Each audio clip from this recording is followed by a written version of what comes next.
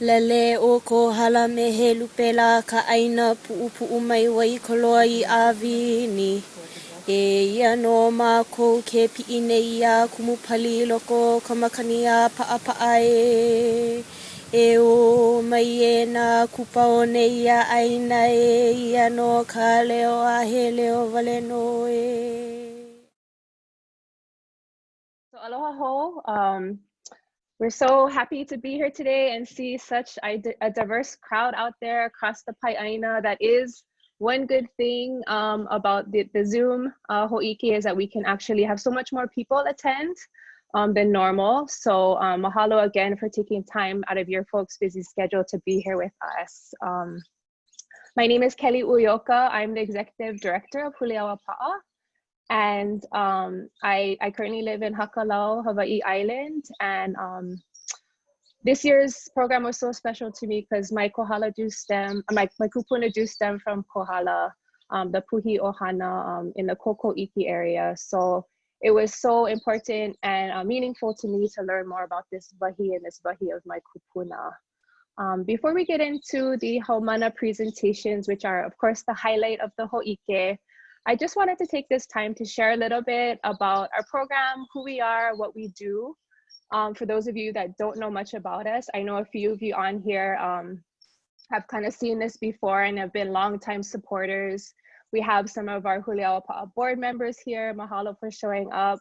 Some of our former Wahi Kupuna interns I see in the crowd. Aloha. And so I just wanted to share a little bit about the Wahi Kupuna Internship Program. So really this program, the seed for it was planted about 15 years ago with a hui of us that were in the realms and the fields of anthropology and archaeology. And it was, you know, it's been a lonely path as Kanakas in these realms. And there's many issues in anthropology and archaeology and the field of culture resource management in Hawaii. But really at the crux is that Kanakas do not have a role in determining the fate of our own resources.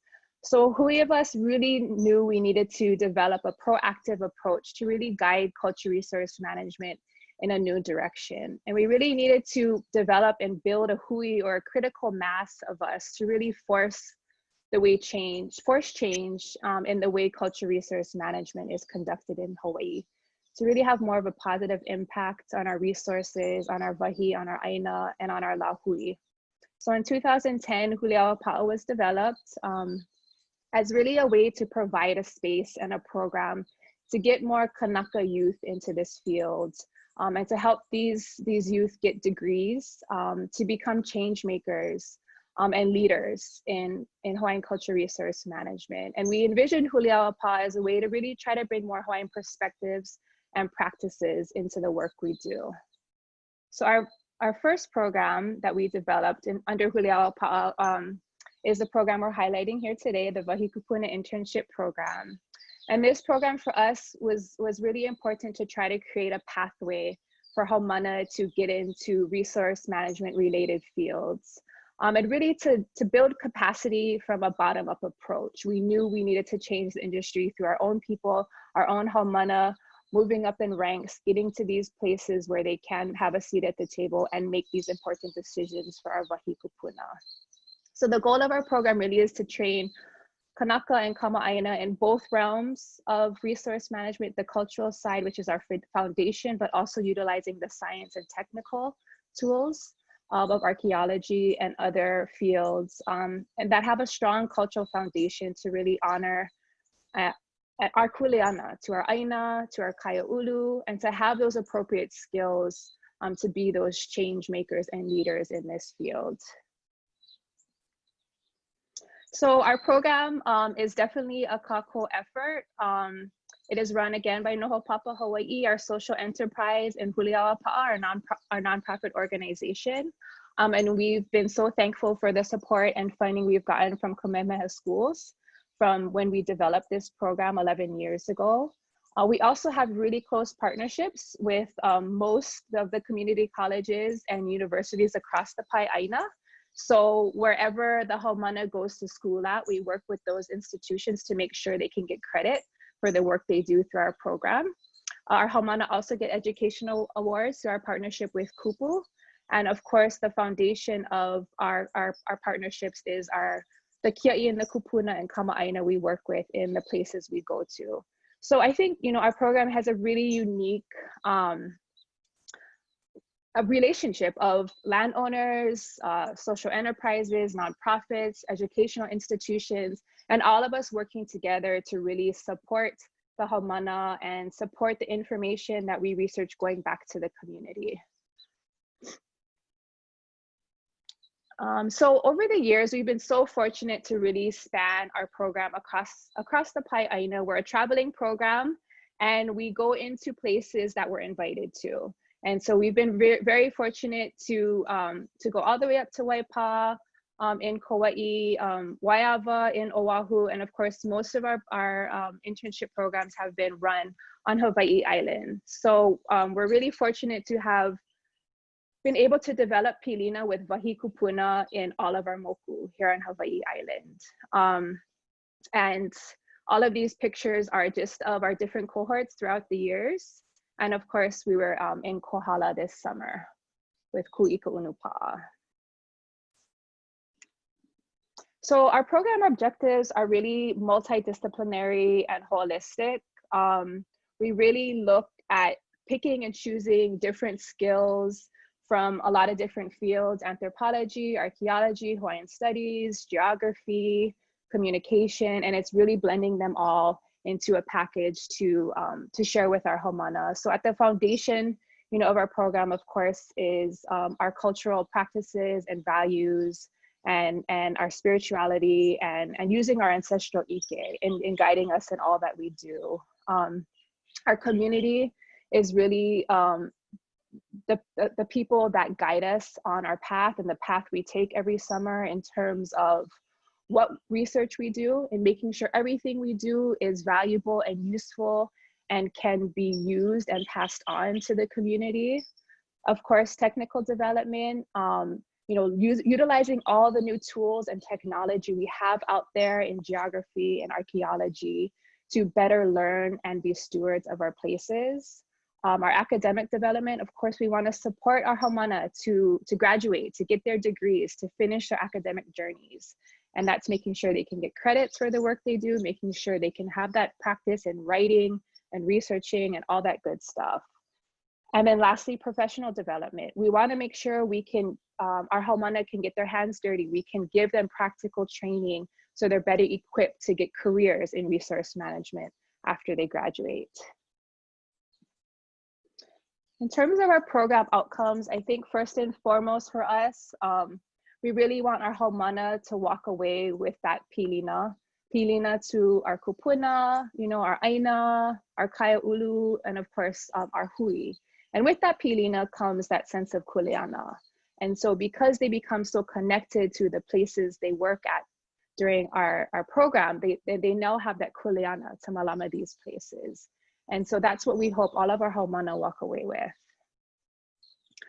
In terms of industry impacts, I mean, again, going back to like why we developed this program is to really create and provide more opportunities for Kanaka and Kama'aina to get into resource management. We know that the only way to change this field is to get more of our perspectives and practices and approaches instilled in this work. And so it's trying to get as much of us in this realm as we can, increasing those numbers. And ultimately, it's our kuleana, and we are best suited for this burden and this right and this privilege of stewarding our Wahi Kupuna. So for us, it's really about developing, you know, over the years, we've developed different approaches and ways of doing culture resource management. And for us, it's about acknowledging and promoting that we are still here, we are still alive, we're a living, breathing, evolving culture, and we are still, as Kanaka, connected to these places of our ancestors. And it's really for us doing away of that, with that old model that archaeological sites are really just ancient relics of the past, and instilling this new paradigm that honors these places as living, vibrant cultural sites that we want to restore and give mana back to.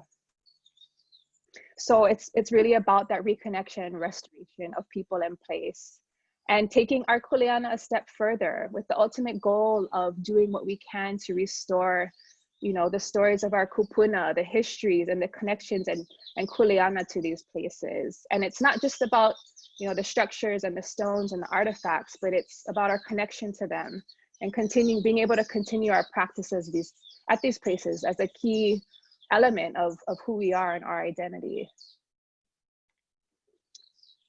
So in closing, I always like to end with this photo for those of you that have seen it before. This is going back to where it all began for us, our very first program, our very first Wahi Kupuna Internship Program in 2010 at a sacred piko on Hawaiʻi Island, Ahuaʻumi. And just acknowledging that we're still here today, and I think we're on the right alaloa, you know, to continue to care for our Wahi Kupuna, like our Kupuna have done for generations. So again, I just want to mahalo everyone for being here, and I just want to take this time to really commend our Hulia Pa'a Noho Papa Hui this summer, because I mean, as we all know, we've been going through a rough time, and it was so hard for us to figure out ways to really shift our program from a immersed Aina-based program to something virtual. And we felt that we might not be able to have such a strong impact with our haumāna and to be able to give back to the Kohala community. But after, I think you see our interns' presentations today, that's far from the case. I feel like we were still able to create that pilina to Kohala and to many of the members of the Kohala community. And I'm very proud of our staff and our haumāna on all of the hard work that they've put into this and what they've produced to be able to share with the Kohala community and really provide these tools and resources to live on. So mahalo ya oko, and I will turn it over to Dominique Cordy to share a little bit about this summer's program. Aloha, just checking everyone can hear me. This is Waihi'ialo. She's my assistant this morning. She's gonna sit in her own chair. She was also at last year's Hōʻike at Waipa, so you just know Hanani over there, sister. I'm just gonna dive right into it. And, this year we were at a point where we almost didn't run WKIP, and it would have been the first time in 10 years that we didn't have a Wahi Kupuna Internship Program. And just exactly what Kel said, we utilized a lot of creativity. We were very flexible. We had a lot of support from our staff, from the haumāna, from our community, our funders, our partners. And we held an Aina-based, community-grounded program online. So everyone this year stepped up to shift WKIP online. So early evaluations, as soon as the pandemic began, we had already selected our haumāna, and we were trying to figure out what was going to go on. And the eval said that the haumāna wanted it. They told us even if it was online, but we also got feedback from them that said that a lot of them were burnt out already from having maybe their first semester at school or their second semester, their first year converted to online. So we took up the challenge. Our partners at KS, Natalie and Jason, were willing to change deliverables. Natalie was really flexible, understood the challenges we were gonna have. And she was open to crafting more digital resources that we would create remotely that would ideally be useful during this time, this continuing time of pandemic, that could be made for community use. So a lot of the deliverables these haumāna are making are gonna be online resources that can continue to be used after program, which hopefully we do believe there's a need for as well. So things during our program that we utilize is Lilia Marin, one of our staff members who's chasing Waihi'ialo in the background, she created this amazing website that we use as a hub, kind of like how Laulima works at UH, to link to classes, to have schedules, to have resources up. And we're gonna continue to keep those available for haumāna, and there'll be different layers that can continue to showcase things and resources for the community. We had a hui of amazing instructors, kako'o, alakai, community members, guests, funders, everyone stepped in and stepped up to help our students. And we went from 5 weeks in person, sometimes camping 24 hours together, to 4 weeks intensively online. So 2 hours in the morning, 2 hours in the afternoon, in the middle of the day, meetings and reading and research. These haumāna, they put in a lot of time. So we tried to put together interesting strategies to stay engaged, virtual activities to get to know each other. We did our ʻAʻoʻaku ʻaʻomai online. We tried to create a mentor system so that the haumāna also had different people to reach out to. We zoomed in kupuna speakers, community members, professors, and we attempted to take people on virtual huaka'i. The haumāna are resilient, and so is WKIP. So just two more real quick points is that we weren't confined to a small place within Kohala because we were online. So there was an advantage. If you look on this map, Huanui, we were there many years ago, before my children, I think, or second child. So it was a tiny place. Kohala is huge, it's diverse. This year we circled all of Kohala, which is arguably maybe one of the most diverse geographically, maybe even historically, moku in the entire Pai'aina. It's definitely one of the largest. And so all these places are where haumāna studied or where we worked with community. Okay, that's it. Deliverables, the deliverables changed this year as well. So before we always had a report, a pretty lengthy report and a presentation. They still had their report, but it was shortened. As a result, haumāna stored in presentations, but many of them chose to do it in the form of online tools that can be given to the community. So story maps, websites, things that will live on when the program is done in an attempt to honor their resilience in this creative year and to help people in their community through the pandemic learn more about Kohala and have outreaches. So the haumāna have sat through hours and hours and hours of Zoom, as have our staff, as we are all today. I hope we never have to do this again, but I will say that I hope you see the resilience of Kohala reflected in their work and in WKIP this year. And I'm gonna pass it on to Amber Souza, who was one of our alumni from last year at Waipa, which is where actually we're at today. And she's gonna talk a little bit, continuing on. Mahalo. Pua.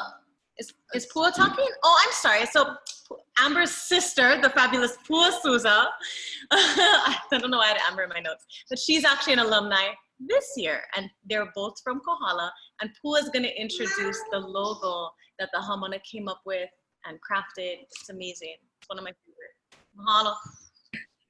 Mahalo, Dom. I'm Amber's sister. I'm Pua. Aloha kako. Mahalo to everyone for being here today and for helping us create space to learn more about Kohala and all the amazing things this Aina has to share.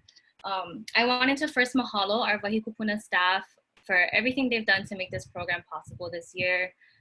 Things were a little different being online, but we are excited to showcase the work we were able to produce for this community. This year we chose to name our cohort Kūikaunupaʻa, or to stand firm in the unupaʻa. This inoa refers to the solid stone-like attributes of Kohala's people, as well as the strong unupaʻa winds of the area. Throughout our time in the program, we were really determined to withstand the obstacles of this virtual world. We chose Kūikaunupaʻa as a way to commemorate our determination to push past these obstacles and to stand firm in our abilities to create pilina with Kohala. We wanted to create a logo that also showcased attributes of Kohala's Aina and Kanaka. Over our time together, we gained insight into the innovation, the determination, and really the resiliency of Kohala and its people. As we move forward, we hope to embody these traits both as individuals as well as a hui. This logo that you see weaves together different characteristics of Kohala while honoring the ingenious Kanaka who cultivated abundance throughout the moku. Our logo colors are a reflection of the duality between Kohala's drier leeward Aina and wetter windward Aina. This is also highlighted through our moku displayed to showcase Kohala's vastness from Moka to Makai. At the top of our moku are two patterns representative of ko and makani. The ko at the top connects us to the ko kea, the staunch Kohala warriors whom were revered for their skills in battle. And then the makani links us to the unupaʻa winds felt within this moku. During this time of constant social and environmental change, both the kokea and the makani act as reminders to remain steadfast and pa'a in the skills and knowledge of our kupuna. This is reinforced in our papuhaku, or our kahua, that we continue to build upon so that we may uplift our communities through our collective practices of aloha aina. Each component within this logo was a contribution by each of our hui members, as well as a small makana for Wahi Kupuna, for each other, and for Kohala. With that, we hope you all sit back, have a cup of coffee or two if you're like Kipo'o, and enjoy as we take you on this huaka'i through Kohala. We will start our day with Mikaela Poskol, who will be sharing about her project on Kamehameha's birth story.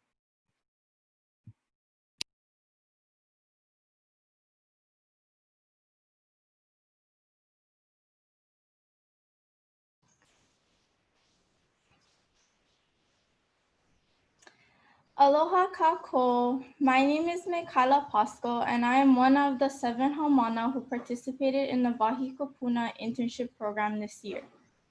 During this summer of 2020, our program focused on the moku of Kohala, a beautiful place close to my pu'uwai. I was born and raised in Kohala, specifically in the ahupua of Kapa'au.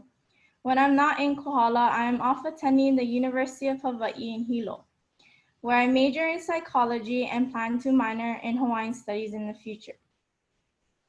For my project this summer, I chose to create a story map that showcases the relationship between the birth of Kamehameha I and 9 Inoa Aina connected to his birth story. I focused specifically on the mo'olelo of Naiole's run and brought this mo'olelo to life through my online story map. This resource I have created will be accessible to the community free of charge. It takes viewers on a virtual huaka'i through the 9 Inoa Aina while reciting the mo'olelo. I was inspired to do this project by various kupuna, including Anakala Frekachola, who shared all his ʻike with me. I would like to take a moment to thank the kupuna, my mentors, the kumu, and the haumāna for guiding me along this journey that I am more than happy to share with everyone here today.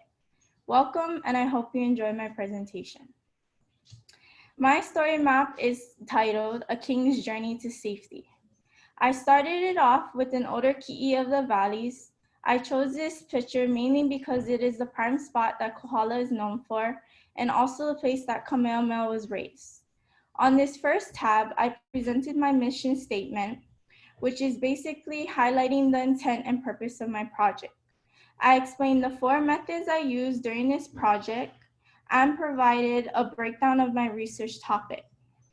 I used ethnohistorical resources, interviewed kupuna from North Kohala, studied oral histories, and explored historical maps. On the second tab, I gave a little background on the birth of Kamehameha I.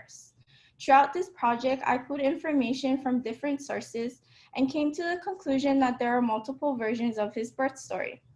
The records differentiate between when he was born, where he was born, where he was raised, who he was raised by, and who his father was. Because of this, I decided to acknowledge all versions and attach hyperlinks to each reference. You can click on these gray hyperlinks and it will take you to the source for your convenience. Moving on to the third tab, I included a ki'i of the map that Anakala Frekachola created. This map shows the possible route taken by a chief with Kamehameha in his arms. I also included a description and a ki'i of Uncle Fred. I mainly discussed the map, Uncle Fred's background, and the work of his ohana.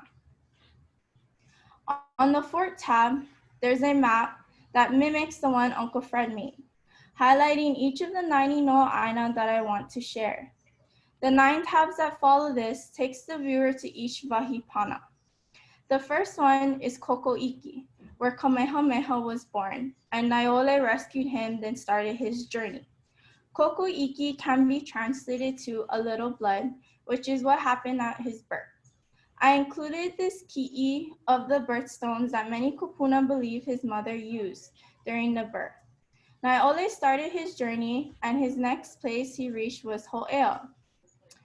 This name means to arrive and symbolizes their safe escape from Alapa'inui's men. I also included a map of the mill that used to be in Hōʻike because sugarcane was so prominent in Kohala. Naiole continued until he reached Hawaii, which means to suffer a famine. Kamehameha began to cry because he was hungry, and so the Kohala folks smashed up bugs for him to eat.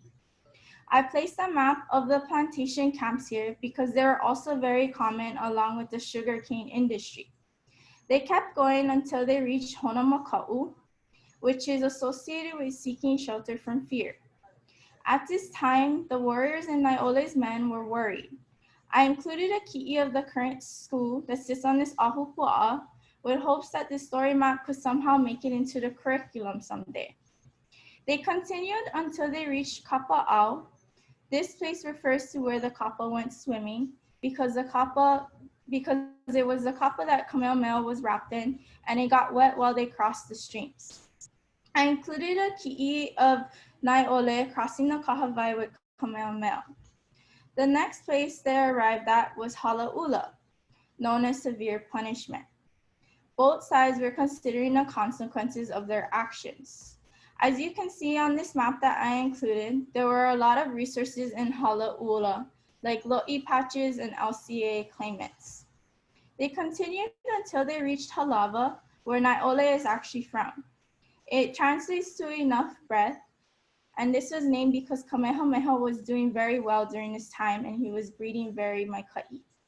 I put a ki'i of the rock that Kamehameha loves, but this mo'olelo is from a different story. However, I felt that I should include it because this is actually located in Halava.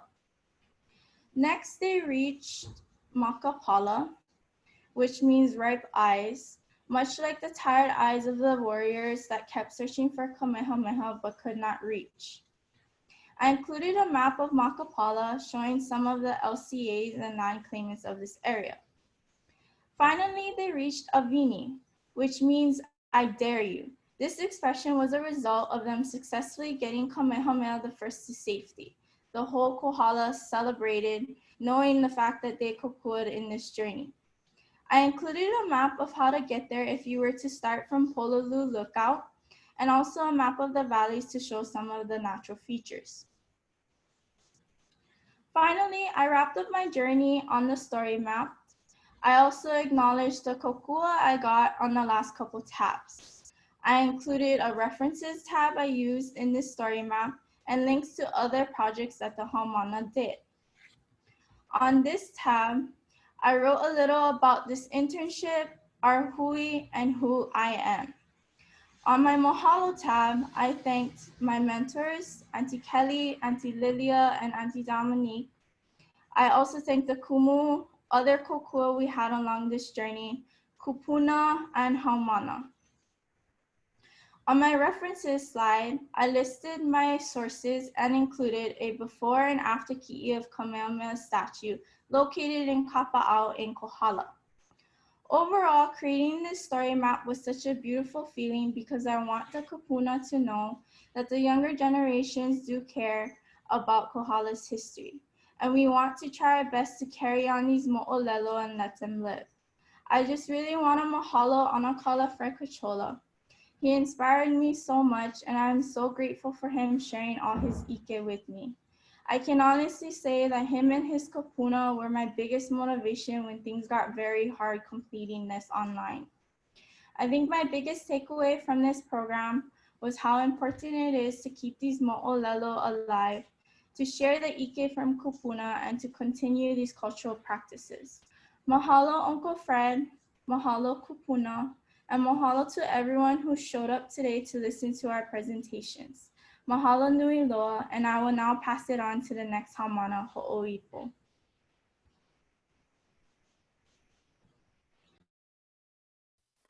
Aloha mai kākou o wau o hoʻoipo Bertamin. Mai ke kalana o wai mea mai au, ma ka moku puni o Hawaii. My name is Ho'oipo Bertamin, and I am from the kalana of Waimea, and I live in the ahupua'a of Pu'ukapu. Before I begin, I'd just like to mahalo Wahi Kupuna and our Huliaupa'a staff for making this opportunity possible for Kanaka like me to have a chance to learn more about cultural resource management and what that actually means. And before I begin my presentation, I just want to say, Kala, my camera doesn't work, so you'll just be seeing my website. So yeah.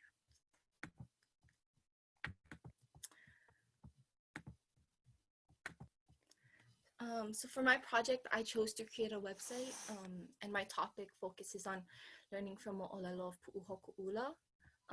And this is Pu'uhoku'ula right here. I chose to interview kama'aina from that area of Hoku'ula and just the Waimea area in general. So the name of my website is called Ha'upu Mau, and Ha'upu means to recall or to remember, and of course Mau is to continue. So to continue to remember these different mo'olelo of place. I chose to focus on mo'olelo because I believe mo'olelo can tell us a lot about place. I believe mo'olelo can tell us about how to properly interact with place. Mo'olelo also carry place names, and place names can tell us about different characteristics of place. And then again, for the sense of remembering, and this is what these two paragraphs kind of talk about. And then I also put pictures on my website. Most of the pictures were taken by me. The ones with no captions are the ones who were taken by me. And then these two paragraphs kind of just talk about my purpose and who and why I made this website for. So I made this website because a lot of people from Hawaiʻi Island do venture to Waimea area and go to these different places. Waimea is now used for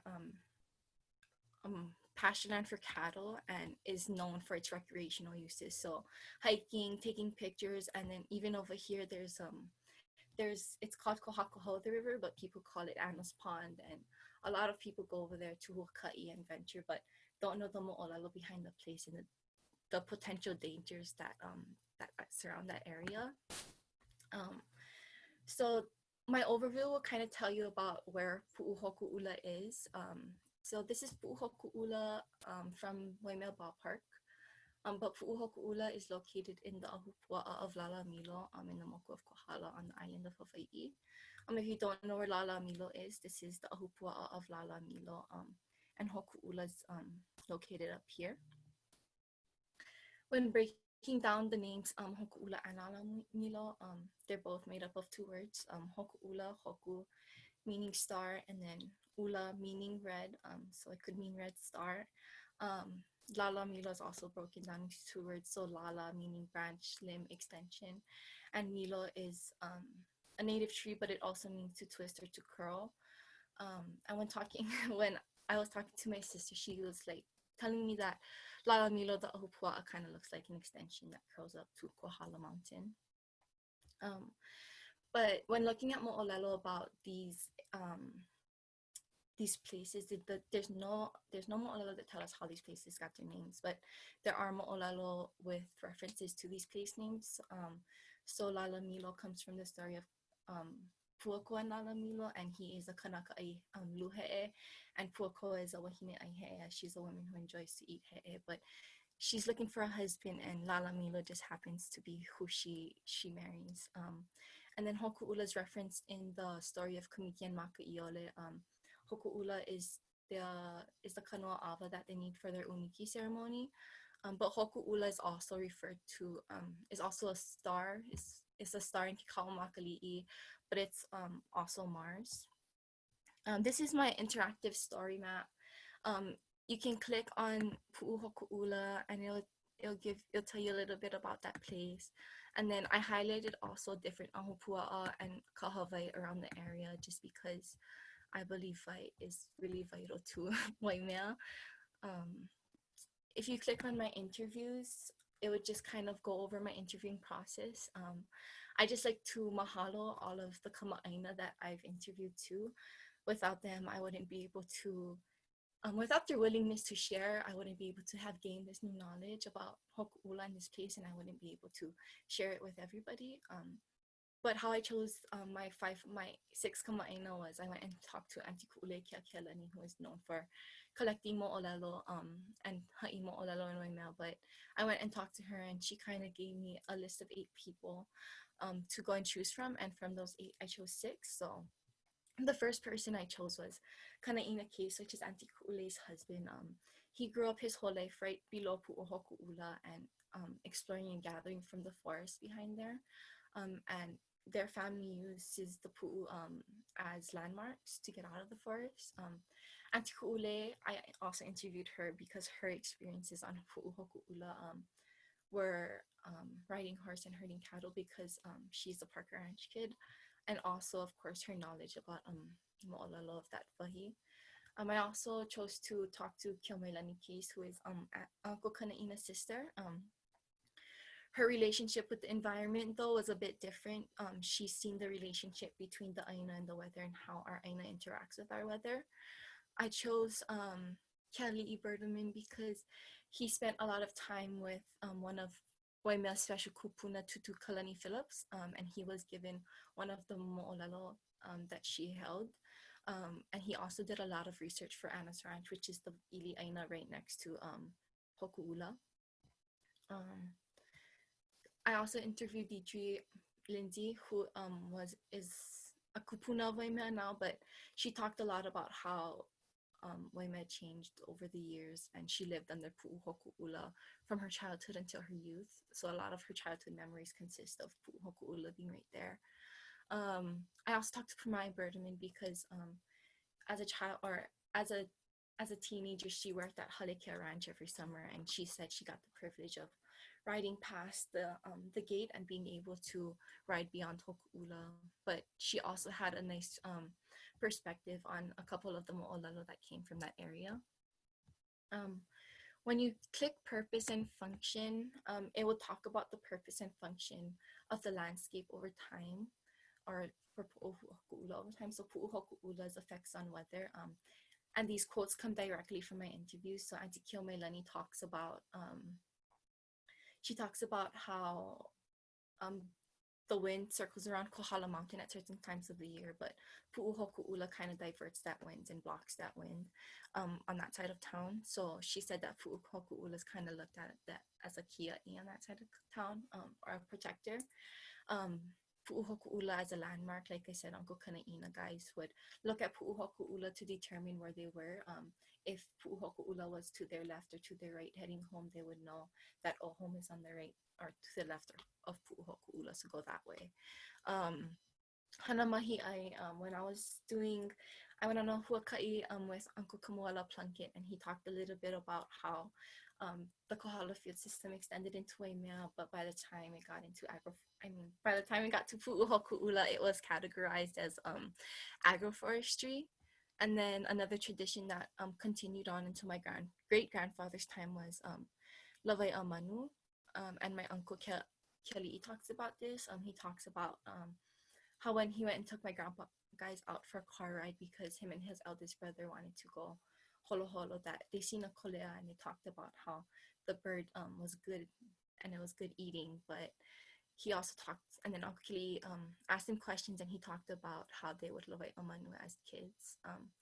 And then, of course, the ranching tradition and the Paniolo traditions that still continue today. I got this picture from Parker Ranch Center. And then my photographs will just take you to more photographs of Waimea and Pu'uhoku'ula. So this is a view from the top of Pu'uhoku'ula looking down on Waimea town, and then these Mauna in the background. And then, yeah. And then to the right, this is actually taken from the ili aina of Waiʻauʻia, from the next ili aina over. And then I also added in archive photos. This is the old Kauai High Road with Hoku'ula in the back. This is the old Ka'awa house, which is where KTA parking lot is right now. And this is where Hoku'ula is in reference to that. And this is just an overview of Waimea town and how it was before. And this is where Pu'uhoku'ula is. Also, you can get in contact with me on my contact page. I also talk a little bit about who I am, why I'm so interested in mo'olelo, and I also mahalo Wahi Kupuna and my kama'aina on here, on this page. But yeah, I just like to mahalo Wahi Kupuna. I really learned a lot from this internship. And yeah, mahalo. The next haumāna who will be presenting is Keahi. Aloha mai kako. My name is Richard Kahi Kaler. Kalamai, I don't have good lighting in my house. And yeah, and feel, stop me at any time if you cannot hear me or see my presentation. And I just want to acknowledge my kumu and all our mentors, mahalo nui. Such a privilege to be here amongst all these professionals and some familiar faces. So.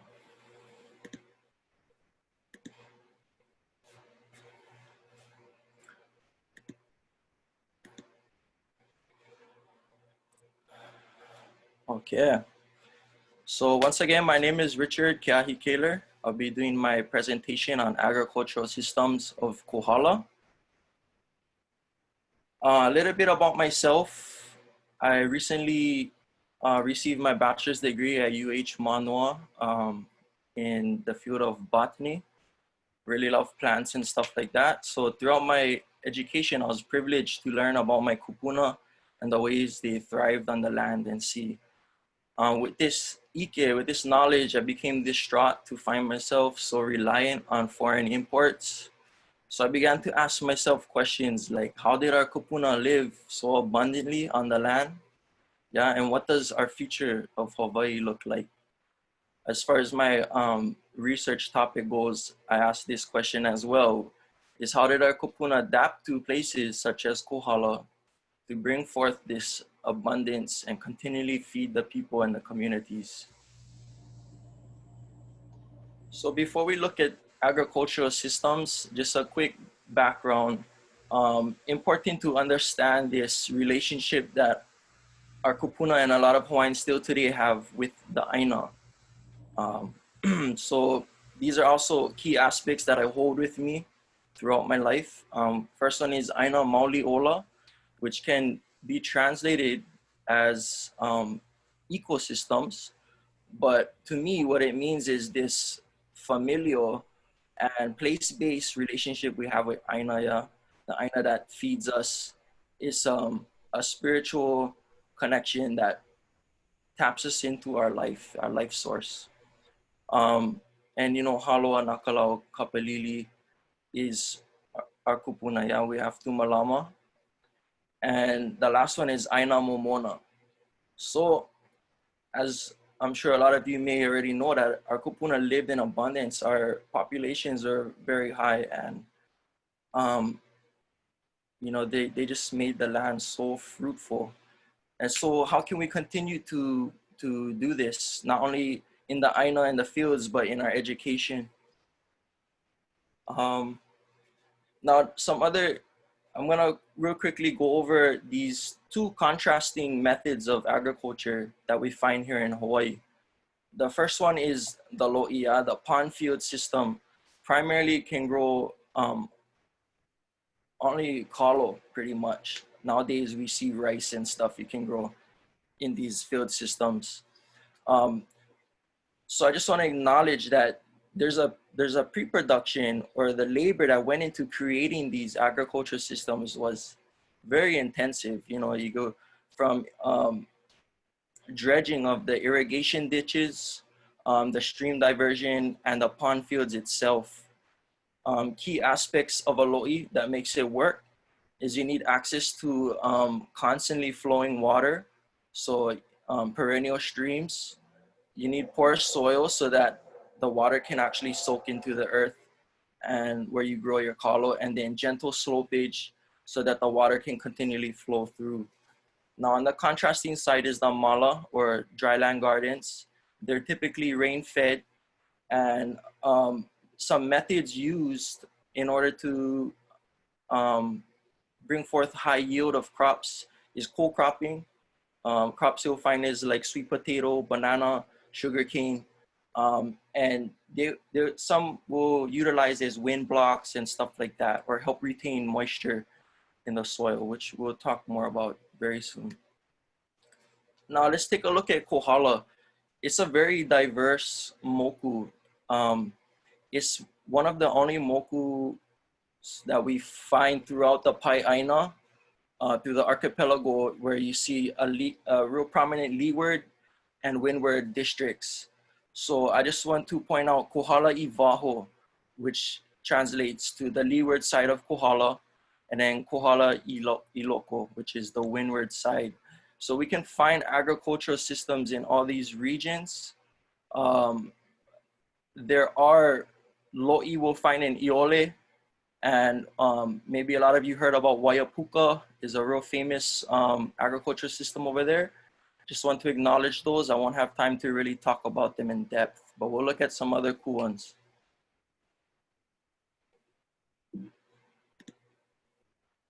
Okay, so a little bit more about the moku. As I stated before, it has a real prominent windward and leeward subdivisions. So we can find agriculture in all of these regions, from the windward valleys and gulches to the dry leeward pastures and rolling hills and inland plateaus, which we'll look at in Waimea. So when we look at agriculture systems, you know, what makes them work? So I'll be primarily focusing on the methods, the methods for crop production, but we can't understand these methods without understanding our landscape and your resources available to you, like your water. So we're gonna take a dive into Kohala I Waho dryland field system. What we see here is a massive agricultural system, which is comprised of many mala in all of these individual ahupua'a, and combined together like a massive network of an agricultural system extending over 33 ahupua'a. Massive. In some accounts, they say that it potentially extended all the way to Waimea. So these agricultural systems are determined by the geotemporal potentials and limitations.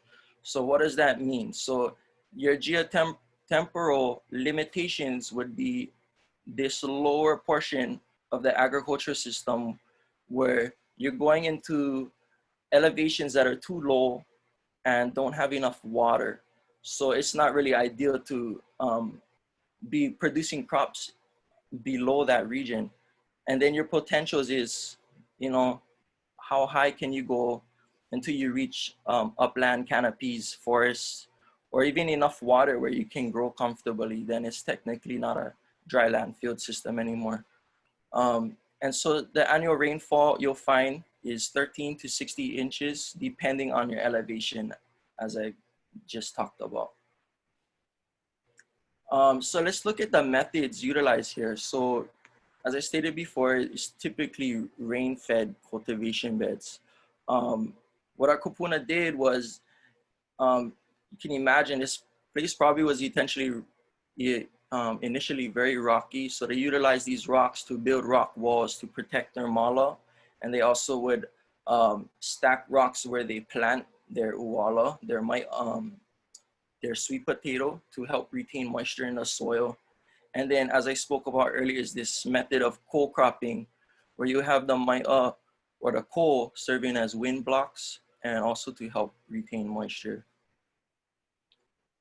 So now we're gonna move down south into Lalamilo of Waimea. Important, as I stated before, we can't understand how this system works without understanding our landscape. So Waimea is a very diverse in its own way. These are the geotemporal zones, as I mentioned before, of Waimea. So awesome map put together by Kamuela Plunkett. And so what we see is pili lands and the kula lands, which would be ideal for that dry land agriculture. And then we see a real amazing section over here is the Ulula'au, which is agroforestry. I'll talk a little bit about that. And then we have the Ohia rainforest in the back. So yeah, just to kind of showcase the diversity, the different type of agricultural systems within Waimea. So amazing. So we go from the rolling uplands, yeah, as I talked about the kula lands of Waimea, where you'll see similar landscape to the Kohala I Waho dryland field system. And then the Ulu La'au agroforestry groves that I talked about. So what this is intentional planting of trees, such as ʻAukake or kukui, just to supply your everyday needs, such as clothing or, you know, other oils and stuff like that. And then the last one, which I'll be focusing on, is supplemental irrigation. And we'll get into that real soon. I just want to acknowledge that there are these 4 agricultural complexes that are historically documented. And these temporal zones would run across these. So it's important to keep in mind that these temporal zones that really dictate what you grow and how you grow it. We'll be taking a look at Lala Milo right here, this main agricultural complex. So what we see here is this supplemental irrigation. What is that? So amazing. What it is a dryland cultivation methods, yeah, your typical mala combined with your lo'i. So you're supplementing your fields with irrigated water. What makes it different from your typical lo'i is that this water does not return to the kahawai or your stream. Yeah, there's no ho'iwai. And so, as I mentioned before, it's really cool is this water eventually soaks into these fields and will eventually evaporate or go into the crops, feeding the crops. What's really amazing about this map, which Kamuela Plunkett put together, who also helped me a lot with this research project. This is the original map by Walter E. Wall, and Kamuela just kind of mapped out for us the Hawaii systems, yeah, making it very colorful and visual for us to see. So the blue is the Waikoloa stream, yeah? And then right here where that yellow dot is the Po'owai, is where the primary Hawaii or the primary ditch is tapped in to the kahawai. And this Hawaii stretches for 1.6 miles long. It's a massive agricultural system. And then as we look at these other colors, if you look in the key, we see secondary branching and then tertiary branching or terminal Hawaii.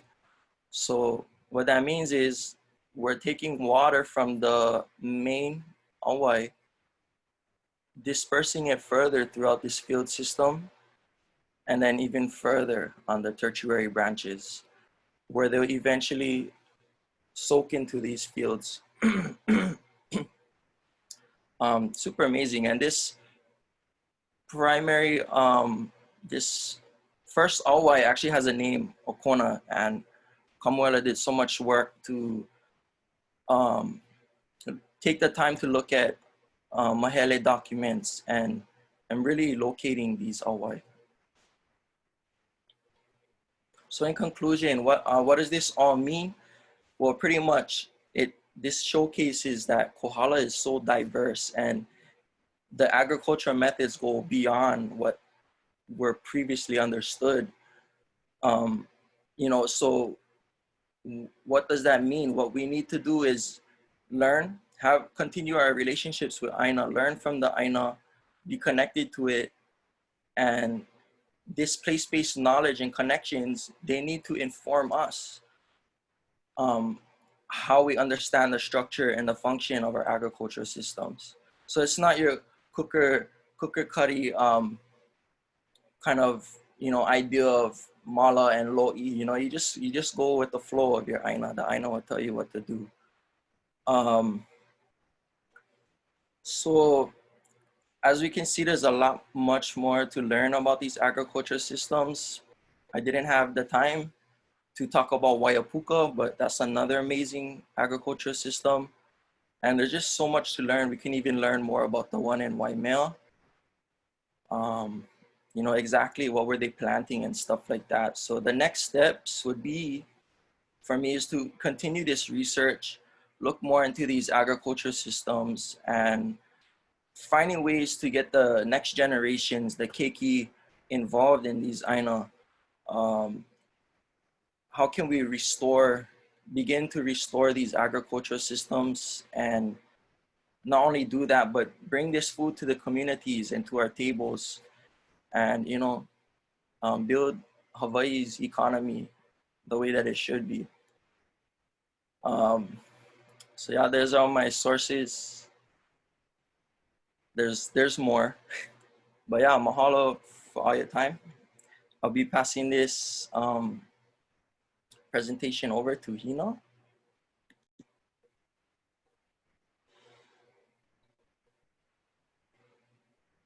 Mahalo.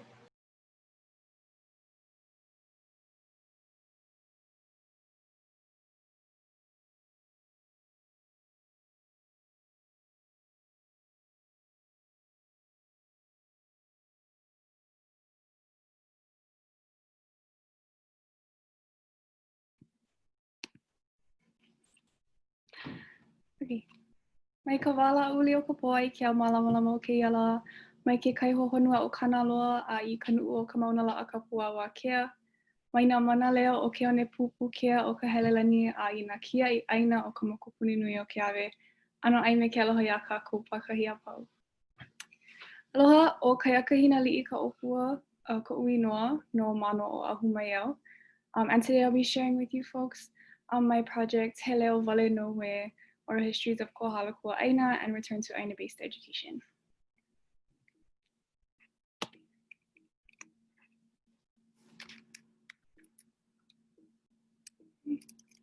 Things that they can like say in response to someone, so they can have like mini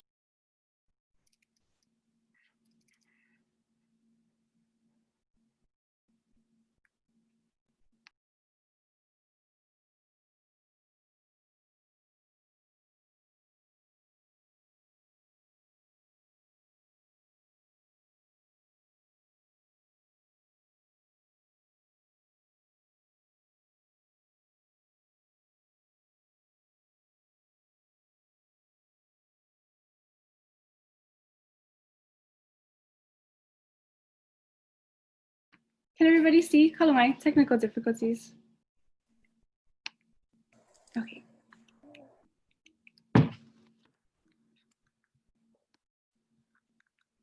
Okay, so first and foremost for my project, I just wanted to acknowledge the different kupa aina of Kohala that I had the privilege of being able to speak to. And I just wanted to acknowledge that these are their mo'olelo, these are their stories. I am just the person and the vessel who is privileged to be able to listen to it and compile it all together. And so these are some of the people that I got to interview. For my project, I first wanted to split everything into 3 different categories, ho'okumu, ho'okele, and ho'omana. I'll be discussing more about them as I go through, but they encompass all of the different aspects of my project. So first and foremost, ho'okumu very literally means to build a foundation, to ground yourself. I use this as an example for me creating the foundation for my project, why I wanted to go into oral histories of Kohala Aina and Aina-based education. So when establishing my kahua for this project, I first had to ask myself, why is Aina-based education important? Why do I want to focus on this? And I believe for myself, through my own personal experience, I believe that Aina-based education is extremely important. It's definitely changed the course of my life and a lot of other Kanaka Hawaii haumāna that I know. I believe that through Aina-based education, it also helps us as modern day Kanaka be able to reevaluate our priorities and values in this new age, and also help in helping to create the future Aloha Aina leaders that Hawaii needs moving forward. And I also believe that it's extremely important for us to be able to return to our kumu, the source, and being able to learn the same way that our kupuna learned. So my project in its entirety is documenting the voices of existing Aina-based education programs in Kohala, different programs, schools, organizations, and what we can learn from these different perspectives of these different kupa aina in regards to how more opportunities can be created, building on existing programs, creating new curriculum for the schools, for haumāna of Kohala now, but also for the future generations of haumāna. So after establishing my iini for this subject, I first had to go into the pre-existing organizations of that have already established an Aina-based form of learning in Kohala. The 4 that I focused on for this project specifically were Kūikaunupaʻa Charter School, the Kohala Center, Ulu Maupua, and the Kohala Institute. Although there are many amazing organizations within Kohala, these are the 4 that I chose to focus on. Kūikaunupaʻa first and foremost, because they really were the foundation for Hawaiian charter and Aina-based education in Hawaii in terms of like new forms of charter schools and new forms of education. I thought that they were a really great program to look at because of all the amazing things they're doing. As you can see in the picture on the right, these are some of the founders and leaders of the charter school movement, as well as a bunch of the haumāna of all charter schools around the islands after they finished this beautiful mural on their campus. So ho'okele means very literally to navigate. For this section, I used the word as a metaphor for being able to create paths and connections through different perspectives. Basically my methods for the project, how I went about conducting these interviews and doing these oral histories with ku'aina. So my project is based in community-based ethnography, which kind of surrounds mostly oral histories and community engagement and interaction with these ku'aina. I began doing this project by establishing the different groups of people that I would want to interview and the different perspectives that I would want to gather. So between kumu, haumāna, ku'aina, and different kupuna around Kohala. I developed questions pili to their personal experience in these different aspects within 4 components of aloha in education in Kohala that I'll talk about a little bit later. And I really believe that this was beneficial because it encompasses all of the different perspectives of these different kupaina. Okay, so I really wanted to take the time to introduce the different people that I got to interview because these are their mo'olelo and their mana'o. First and foremost, ʻAukake Haulani Marshall. She is a kupa of Waimea in Kohala and the executive director of Ulu Maupua Nui. She also was a kumu at Kūikaunupaʻa Charter School for 10 years, and so I really appreciated her perspective and mana'o as a ku'aina of Kohala, of a kumu in these different types of education systems, not just at Kanu, but also in the DOE system in Kohala, as well as the director of an Aina-based organization. Next was Anakala Fred Kachola. Anakala was super awesome to be able to interview.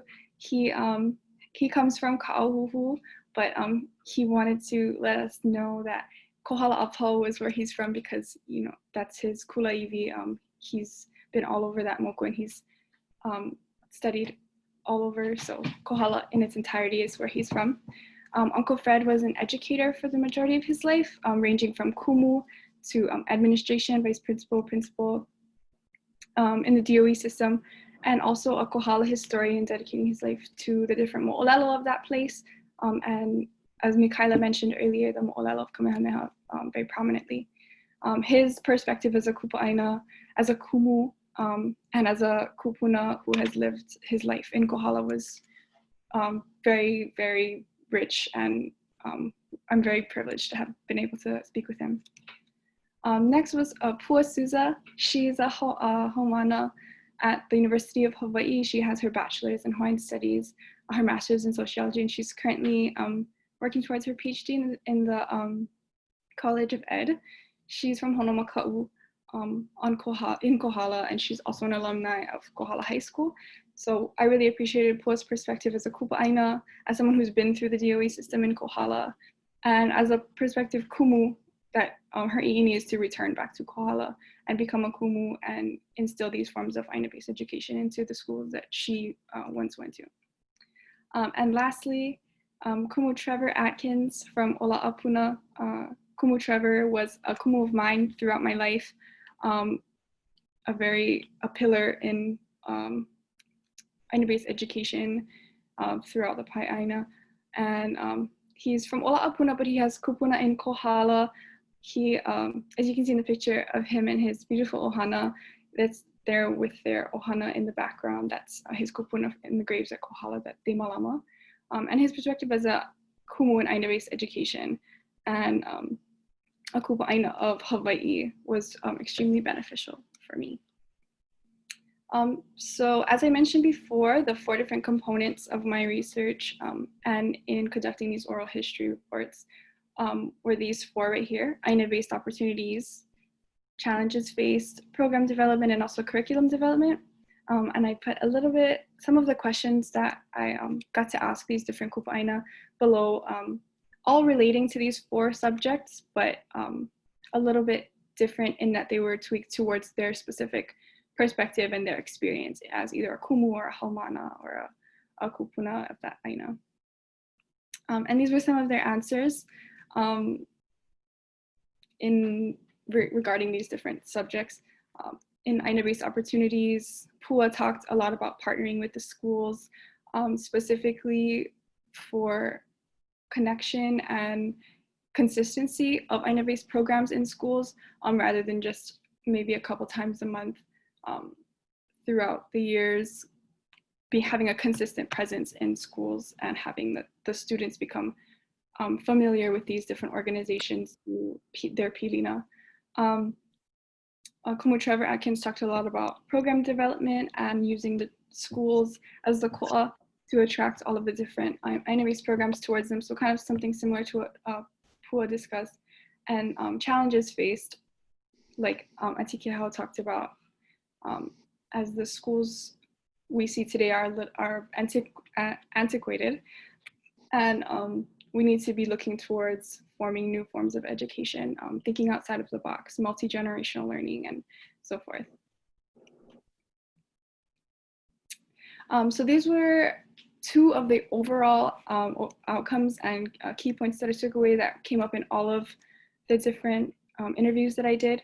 Reintegrating Ailike Hawaii, specifically, as you can see in the quotes of the different people that I interviewed, reintegrating what Aloha Aina means into our curriculum, what does it look like to practice Aloha Aina every day, not just inside the lo'i, but outside in the classroom, in the community, and then also intergenerational learning, like our kupuna did. Atike Haulani Marho talked a lot about her experience at Kanoka Aina and how they integrated multi-generational learning into all of their practices. And then also a community network was something that came up in all of our discussions.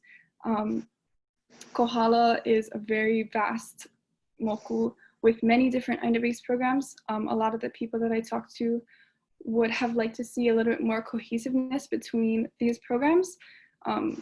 Everyone is doing amazing things. All of the schools are doing amazing things, but just to be able to come all together and have one solid network that they might be able to, establish pilina with each other was something that all these people discussed.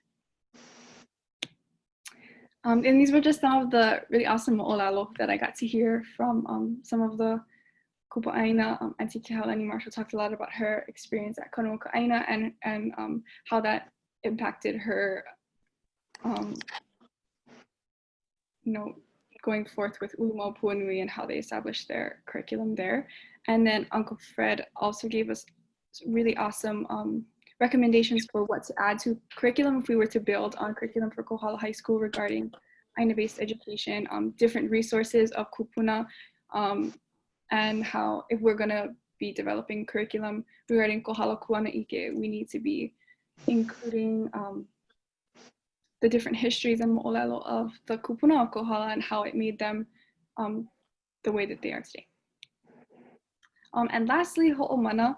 Ho'omana means to empower. I wanted to use this as an example for how we're going to use this project to empower the community of Kohala, their education systems, and then hopefully the larger Lahui. So in conclusion, we just wanted to highlight the importance of Aina-based education in Kohala, and specifically the voices of these kupuaʻina that I've had the privilege of interviewing and listening to. For my own personal experience, I believe the most important and key aspect of it was being able to listen to their mo'olelo and their mana'o about all these different things, but also the lessons and advice that they gave me for wanting to come up in Aina-based education and being able to compile it, and just witnessing the genuine pilina and aloha aina that these kanaka had for their place. There was no glory in it for them. They were doing it based out of the love and the connection that they have for their land. And so for my next steps, I want to be able to turn this report that I did into a resource for the kumu of Kohala, like I mentioned earlier, Pua Souza, who's wanting to be a kumu in Kohala. I wanted to be able to return it to people like her who are wanting to spend the rest of their life developing the curriculum of Kohala, and also as a resource for connecting these Aina-based programs, seeing as that was one of the needs that these Ku'aina mentioned. And then also personally for myself, being able to get back in touch with my roots. Because of this program, I was able to realize that I'm only like a generation or two removed from my family being from Kohala and living in Kohala for their lives. So also for myself, being able to return to the place that my kupuna called home. Yeah. And so from my Aina to yours, mahalo nui no ka ho'olohe ana mai.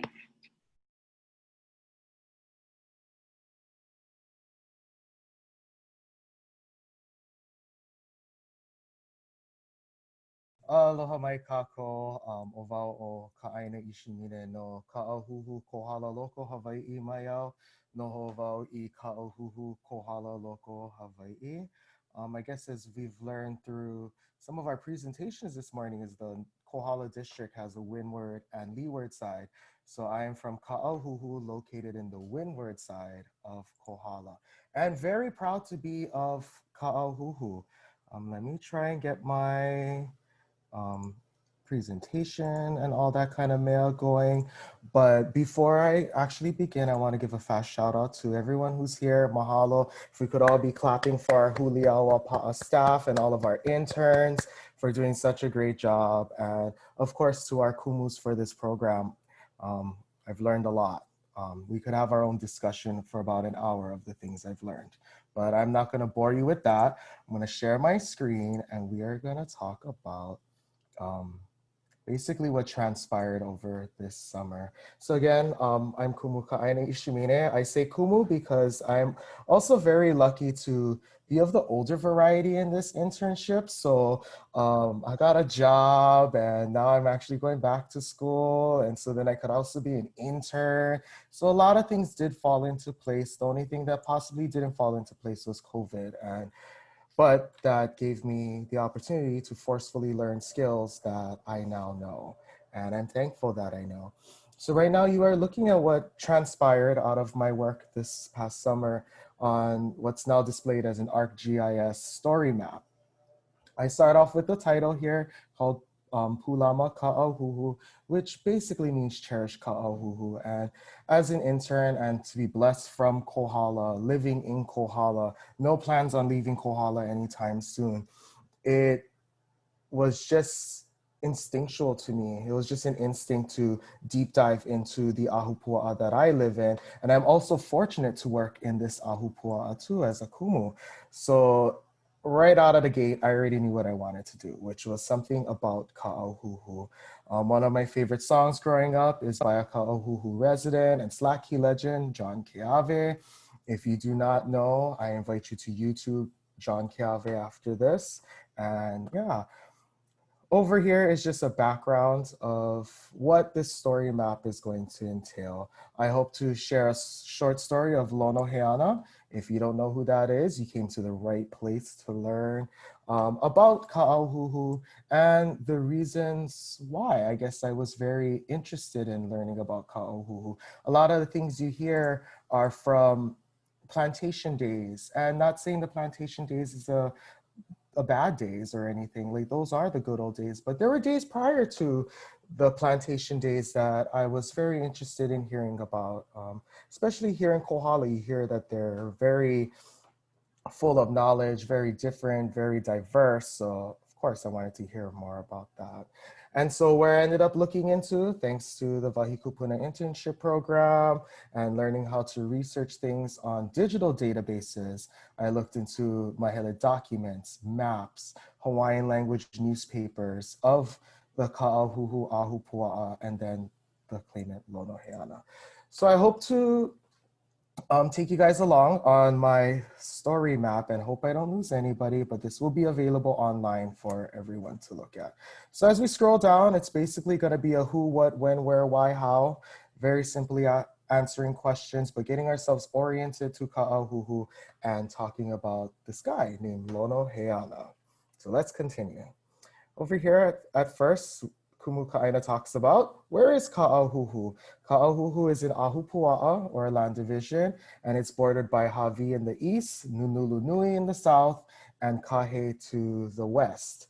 Interestingly enough, if you've noticed throughout some of the presentations, there's a lot of the Ahupua'a here in our area of Kohala are very slim, very tiny. I've done a very brief translation of Ka'auhuhu, which means the auhuhu, or this very, very awesome English word that I'm not even going to attempt to pronounce. But this plant is known for its poisonous properties. And I'm sure as more people deep dive into the digital databases, there should be knowledge on how Ka'auhuhu got its name, or why Ka'auhuhu got its name. Right over here, if you click on this, is an expandable map of where I just roughly drew in where the Ka'auhuhu Ahupua'a lays within the North Kohala or Windward Kohala area. And notice how over here, towards the end, towards the ocean, it gets very thin. And if you remember from Mikaila's project, the Ahupua'a on this side is Ho'ea, and the other Ahupua'a is Hawi, which there was that little slip between that wasn't filled. That's Ka'auhuhu. Very, very, very close. And as we go down, I highlighted one of the quotes I got from a presenter and Kohala Kupuna. And mahalo, Uncle Fred Kachola, for joining us online. Very, very, very interesting. And for those who don't know, Uncle Fred lives right down the road from me. And to not meet him in person or someplace in Kohala, like the post office or the store, all online, was one of those things we've gotten used to a very strange thing. But mahalo, Uncle Fred, for joining us. And he pridefully says that the Ohana have been here for generations and they're not moving. And I can attest to that. We are not moving anywhere. This is our Kula Iwi, this is our Aina, and this is where we plan to stay. Uncle Fred also goes and talks about how it feels like a miracle that he lives up here, and it truly, really is. One of the also interesting things I found out about Ka'auhuhu as where it is and what kind of place it is in a Hawaiian language newspaper. I found a spring name, Waialealea. And through that, I knew growing up through hearing Kupuna talk story kind that there were freshwater springs up here and rivers and streams. And although they're probably still here, it's just, they're not easily accessible. So what was easily accessible was this Hawaiian language newspaper from Kalahui, Hawaii, July 5th, 1877, which talks about the Heinz Mill preparing a water well. Basically, they piped it to take water down to what is now known as the Hawi area, or what was then there, the Ka'auhuhu School.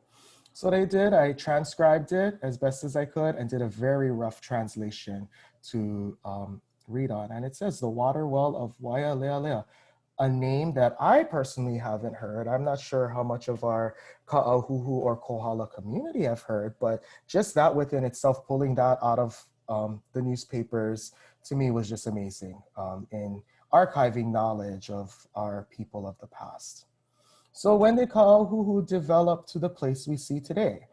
The place that our grandparents know, the place that our parents know, the place I know, and the generations after me who live here in Kohala know. In my research through New Pepa, Hawaiian language newspapers, I found that in 1902, under the territory of Hawaii, Sanford B. Dole created the Homestead Release Act.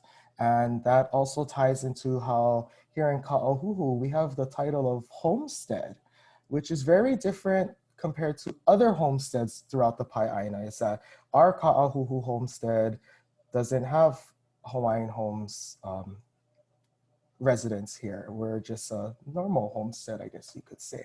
But that was because of 1902. And I found a newspaper article from the Honolulu Republican from 1902 that talks about, okay, like we're still ka'ahuhu homesteads, but the land was released to the territory.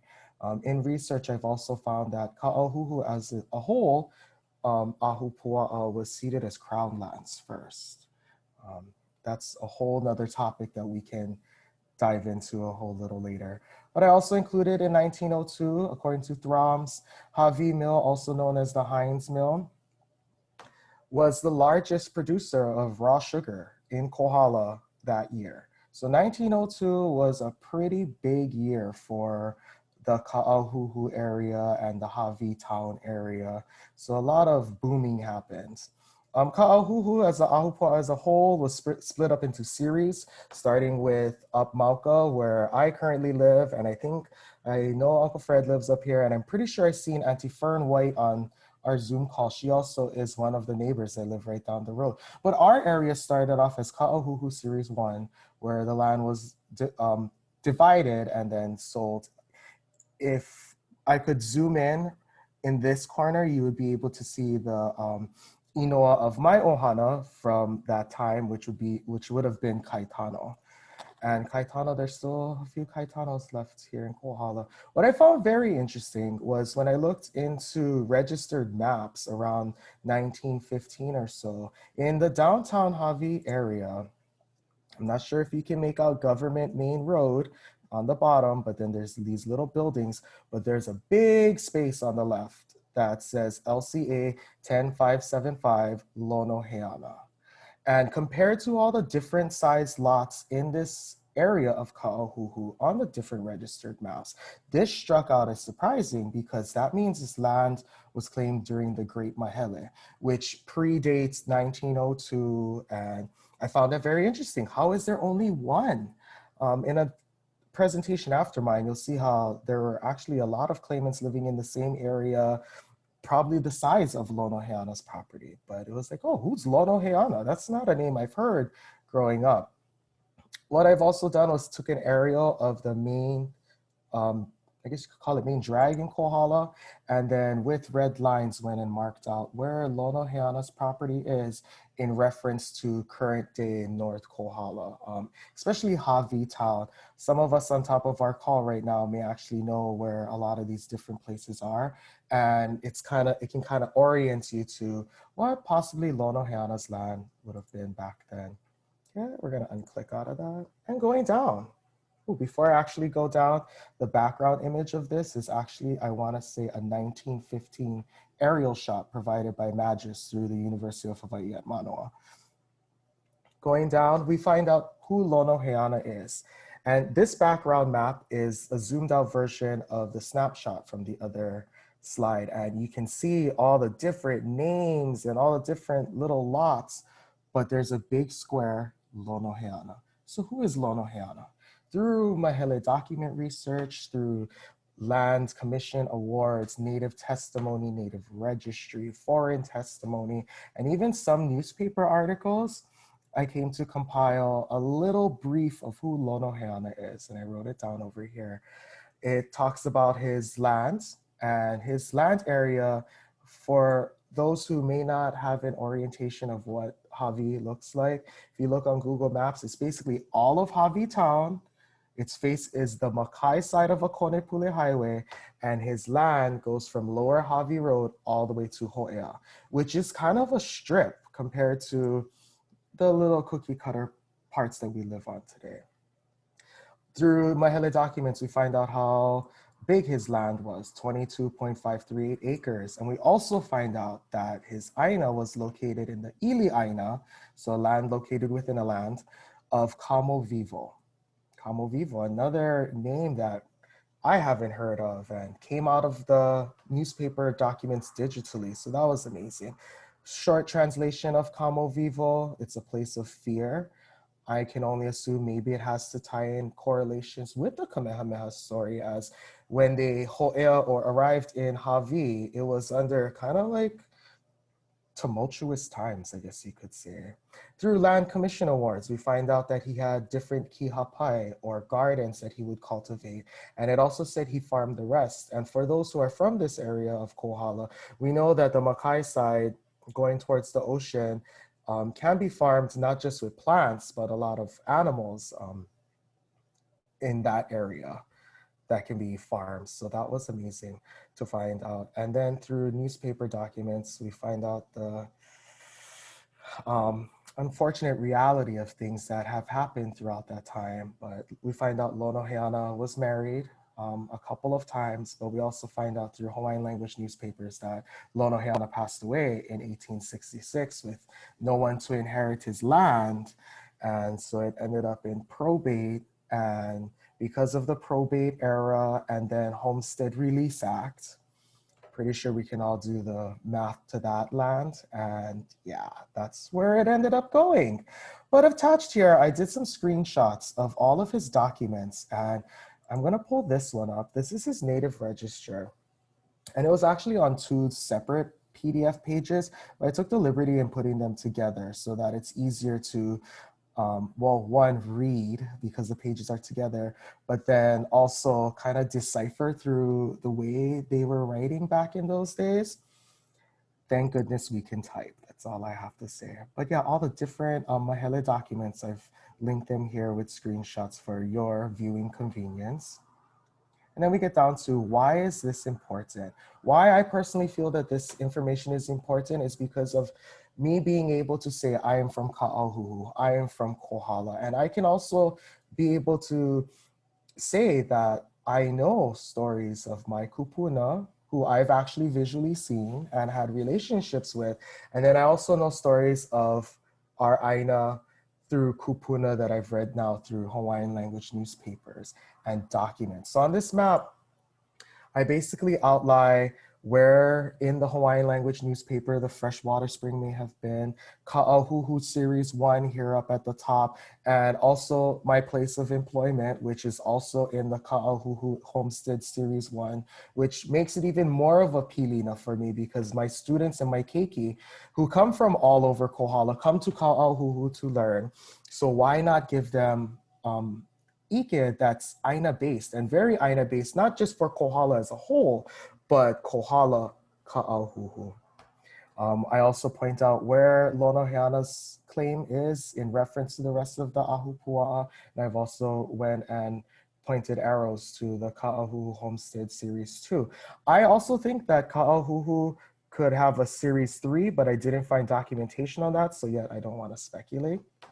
But I think this is very important just for recovery of ʻike and being able to make that widely known, especially to our keiki who are always trying to figure out, you know, where are they from? And especially with Kohala, we have one kupuna, Kamehameha, that we all know is from Kohala, but now now I uncovered Lonoheana, a person who's actually from Ka'auhuhu, and I hope to do more research in that. And so Ka'auhuhu is not just a land section from the mountain to the ocean, it's a living, thriving neighborhood that has history and is still continuously breathing life into our community, whether it been through plantation, whether it be now through education or communities. It's still a very living ahupua'a. What I learned from this experience more so is being on Zoom, being able to function on the internet. Not very good at doing that, but got a whole lot better, and I hope to get better at that. But I also learned how to effectively research through the internet, through databases such as Papakilo, Kipuka, DAGS, Magis for the University of Hawaii. Learned how to actually do all of that effectively, and then being able to actually create a story map. What I hope this story map can become after my project is just a vaihona, or a place, a database of Ka'auhuhu ʻike. As I go through and research more, I'm gonna add it to this story map, and I hope that it enriches our Kohala community, even in the slightest, just to make aware of another history of our area here in Ka'auhuhu. Also for Lonoheana, I hope to do research enough to help inspire a keiki book and have it illustrated by somebody who is from Kohala. We have a lot of great artists here in Kohala. So having a keiki book to start that Aina-based and Kupuna-based learning from when they're very young. And then they'll grow up and be adults like me who know that, okay, we are from Kohala. Kamehameha is from Kohala, and Kamehameha is the type of Kanaka that carried himself with certain values, and we try to emulate that kind of person. So I hope I can do that for Lono Heana as well. But yeah, mahalo again to all of those who helped me work really hard on this story map. I also have some of my coworkers who are sitting in the audience, so thank you guys so much for bearing with me through this whole crazy ordeal. Yeah, so oya vale no, mahalo for listening, and mahalo again for taking your time to come and join with us today. I'm going to hand it off to Tahiti. Mahalo. Aloha, my name is Tahiti Sam, and I'm a student at the University of Hawaii at Hilo, studying Hawaiian Studies and Anthropology. And let me share my screen. And so I did my research project on Kukui Pahu Heiau, and I was really interested in this topic because as I was researching a project or a topic, I was really interested in the heiau in Kohala because when I went to Kohala in 2018, there was so much historical places and heiau still intact. And so as I was talking to people about the different heiau in that area, Kukui Pahu was mentioned to me many times. However, not many people could tell me a lot about it. So I did a surface search, and there wasn't that much information presented online either, which jump-started my project to create a research inventory that pertaining to Kukui Pahu Heiau, and displaying that in a form of a website so that this resource is available for the community. And Kukui Pahu Heiau is a fully intact Wahi Kupuna, and has distinct connection with the Hawaiian culture, understanding of Aina, and the history of the Kukui Pahu Ahupua'a and Kohala moku, and Hawaiʻi Island overall. And in sharing this inventory and insight in the form of a website, the Kohala community can not only utilize this resource to aid in current and future stewardship efforts, but also continue the process of restoring the identity and mana that this heiau holds. And so before I get into my research inventory, I provided some pages that provide supplementary research to let the community gain more of a better insight on what Kukui Pahu Heiau is. So this is the North Kohala moku, and this highlighted ahupua'a in blue is the Kukui Pahu ahupua'a, where this heiau lies in, and this red dot is where the heiau is located at. And on this page, I have general information about the heiau, and some of the problems that heiau face over time, such as development or modification and removal. And I also have these links that take you to different tabs that tell you about these different aspects of the heiau. So if we go to the Inoa page, this gives you information behind two Inoa of the heiau, which is the more current Inoa, Kukui Pahu, and the traditional Inoa, Ku'upapaulo. And on this page, you'll also see a mele composed by Auntie Lehua Ka'ulu Kukui, who is a caretaker of this heiau along with her husband, Uncle Kanani. And Uncle Kanani also, he is the one that did this amazing background artwork. And also I've provided play button, you can listen to this mele and a breakdown of definitions of the traditional name and a link to Hawaiian Online Dictionary. And then this page gives you more detail about the construction of this heiau, so the types of stones that make up the foundation, along with the different phases of construction. And all of this information was pulled from a report done by Patrick Kirch and other archaeologists, and you can view the full report on the top of the page.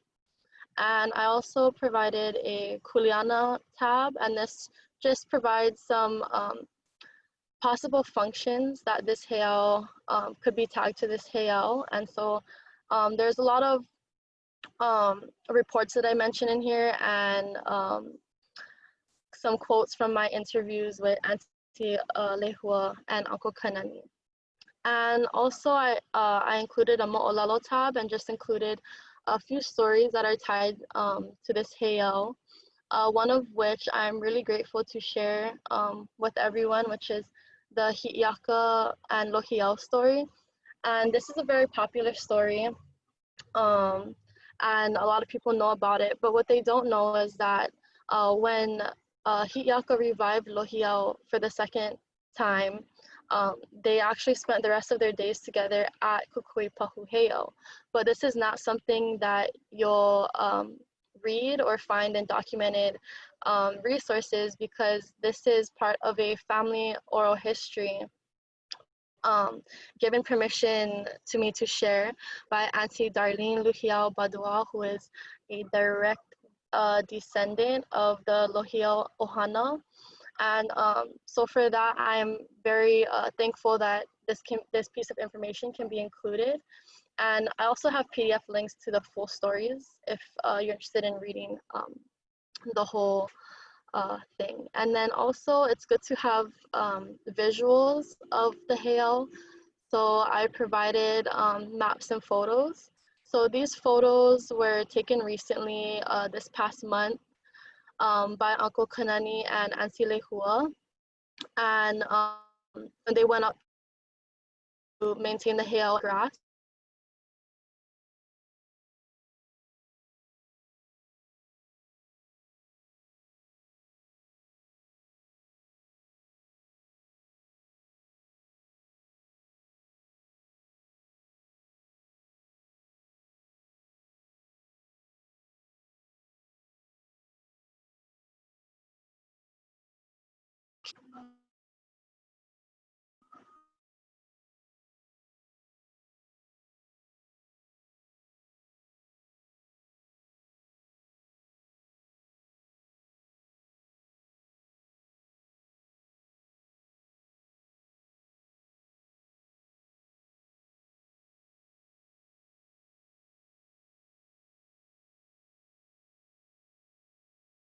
Kalamai, I'm so sorry. My Wi-Fi glitched out. There's construction happening next door.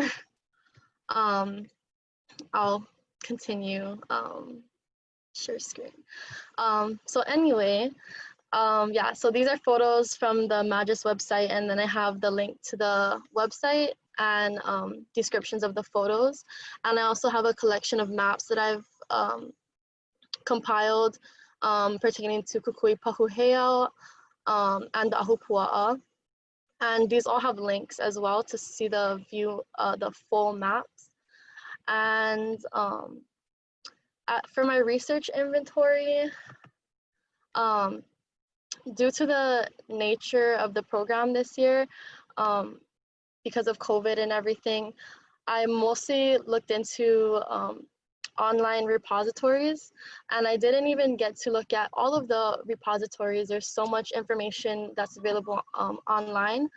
But initially when doing a surface search, there wasn't much. So to kick off the inventory, I created this table.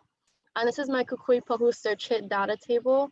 And I just used, because I couldn't get that much information by just typing in Kukuipahu or Kukuipahu Heiau, I decided to include 5 key terms that I would type into the search engine, which are seen up here, and then use 8 different repositories and collect the numerical data of how much times these keywords show up in these repositories. And below this, I have links to the online repositories that I've used. And so Ulukau was one that provided me the most search hits. And it was a really heavily used website because Ulukau has so much other databases embedded within it and has a plethora of Hawaiian language resources and English resources. And because I'm not very confident in my Olala Hawaii skills, I wasn't able to really dive into that aspect of documents. However, I did look at some. And so here's my table for the resources for Ulukau, and I just provided the name of the document, the year, the author, the page number that the keywords were found on, and then the relevance of this document to those keywords, as well as the URL link to view these documents, these resources individually. And I've also included the Hawaiian newspaper as another repository because, as Ka'aina mentioned in his project, you can get so much information through looking at these documents, but I wasn't able to look at all of them because a lot of them are really Hawaiian language intensive. So I did look at some that were written in either really little Hawaiian or were translated. And there's two resources that I provided without any description because these are Hawaiian language intensive documents, but it would be I included it because it would be a good place for someone to start if they're interested in contributing to this resource, which is something that I forgot to mention. This research, what's beautiful about this research inventory is that it can be continued. This is just a foundation, so either me or the community can go in and look at these resources and contribute your ʻike as well. And so the State Historic Preservation Division, they have a website and they have a lot of, they have an archive and library available, although researching is there's more requirements to go through their archives, but I was able to pull up documents pertaining to Kukui Pahuheo through their search engine, and I just compiled it in this table, and most of these are legal documents because Kukui Pahuheo is a part of the state parks, so it's listed as a Kohala historical state monument. And if you click on the titles to each of these tabs, they take you directly to the website, that repository. So this one would take you to the SHPD website. And lastly, I incorporated this stewardship tab to really draw the community in closer with the stewards of this heiau and to get them more involved. So Kukui Pahu is a Wahi Kupuna of North Kohala that is still stewarded and remembered today by certain members of the Kohala community, such as the Luhiao and Kumo'ohana. And this is very special because that means that this site is able to be preserved for future generations to experience and learn more about. And so here's a picture of Uncle Kanani sketching the heiau's landscape. And I'd also like to extend a huge mahalo to Auntie Lehua and Uncle Kanani for all of their ʻike that they shared with me and resources. It was really insightful and I did get to learn so much about this heiau. And it was just a wonderful experience to work with them. And I also provided their goals looking forward so that the community can hopefully get more involved in what they're doing in their future stewardship efforts, which their goal is ultimately to restore this heiau back to its full glory. And it was an honor being an intern in this Wahi Kupuna Internship Program. I would say that the one thing that I take away the most through this program is the pilina that I was able to build with my classmates and the Huliaʻapaʻa staff, as well as community members such as Auntie Lehua and Uncle Kanani, and even Uncle Fred Kachola. That's really precious that we were able to build that pilina even through virtual restriction. And yeah, that concludes my presentation, and I'm gonna hand it off to our last haumāna, Pua Suza.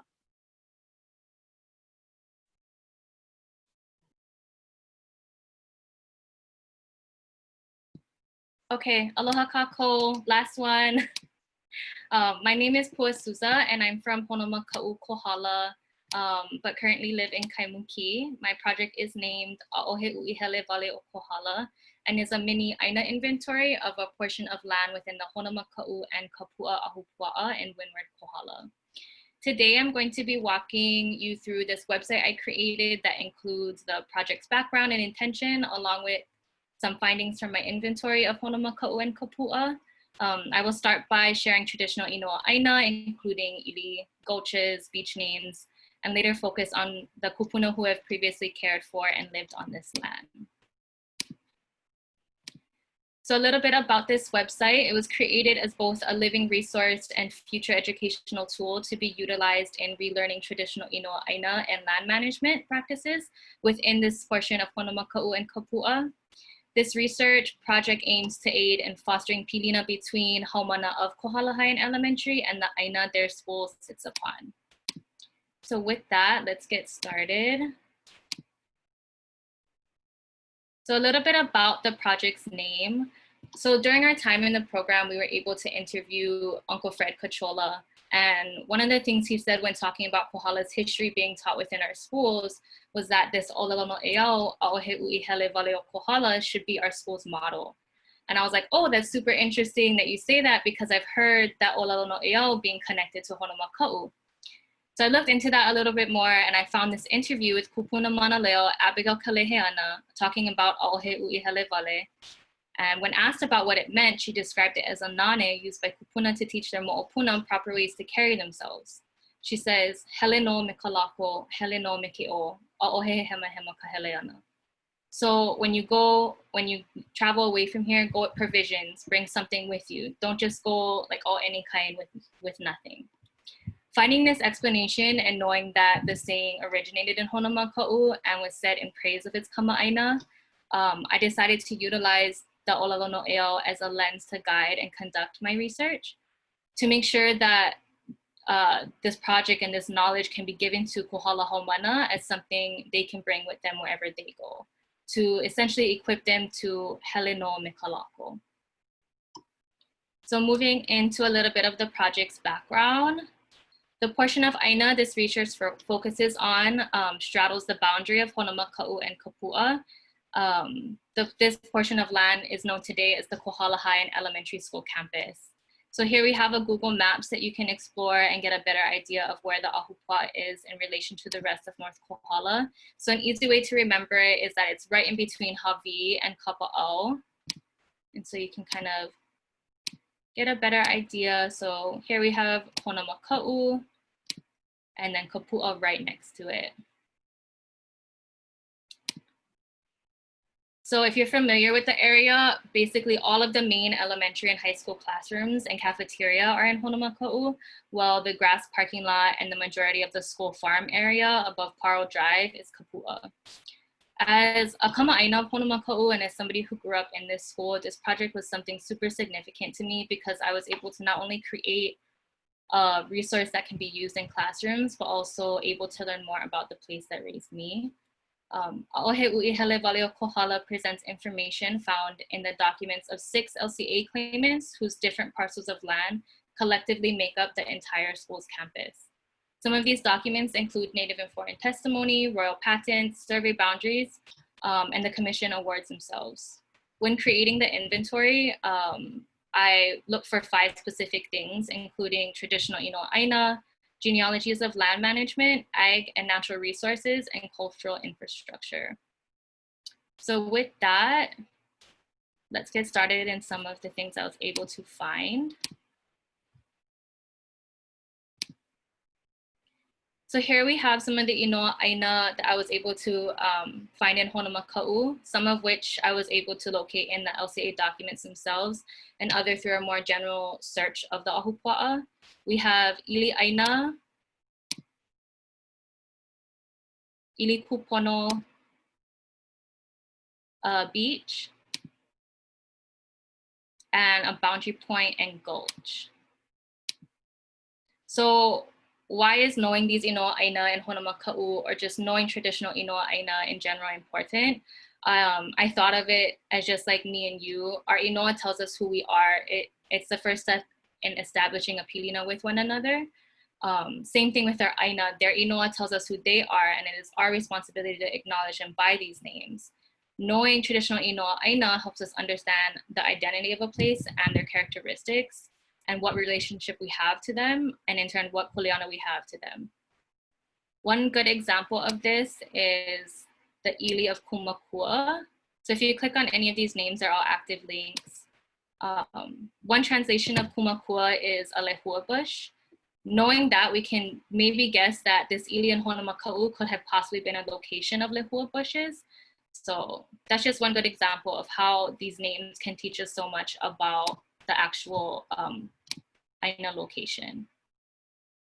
So going into some of the Honomaka'u claimants, here we have the 3 claimants that I researched to know about this specific portion of land: Ele'ele, Kapo'ona, and Pula'a. For the sake of time, I'm only going to show one inventory example through the claimant Ele'ele.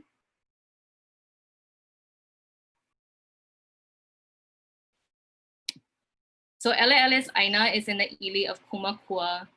Here on the right-hand side, we see a drawing of Ele'ele's land from the survey boundaries document.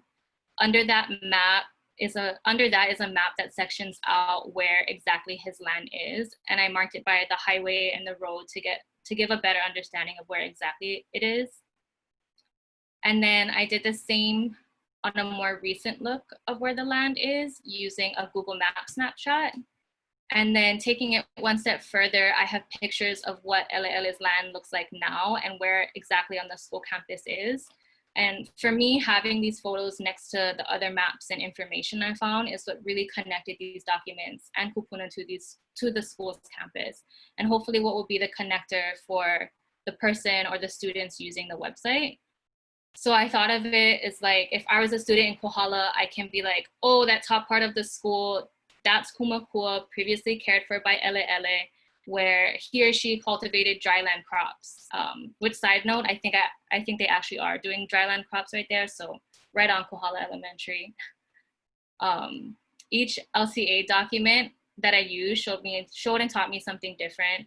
For example, the native testimonies showed me the genealogies of land management. So I was able to learn who had kuleana to this place even before Ele'ele. So moving forward to Kapua. So similar to what I did for Honomaka'u, I have an ili name, and then the boundary point or gulch. And this picture right here, you can't really tell, but it's actually facing the gulch in Kapua. And then again, I have the claimants, Aviki, Kalua, and Poipoi. Their inventories are really similar to Ele'ele. It shows maps of where they were and what kind of resources were there. So we can take a super quick look at Kalua.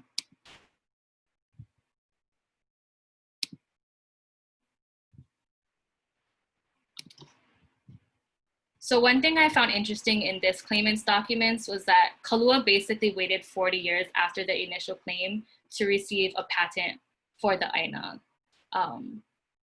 So that's another good thing that I found to look for in these documents, was to pay attention to all the dates to see how long this entire process of making this land claim actually took.